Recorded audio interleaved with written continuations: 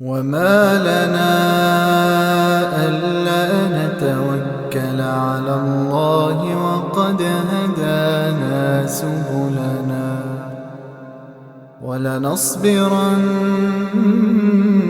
على ما آذيتمونا وعلى الله فليتوكل المتوكلون.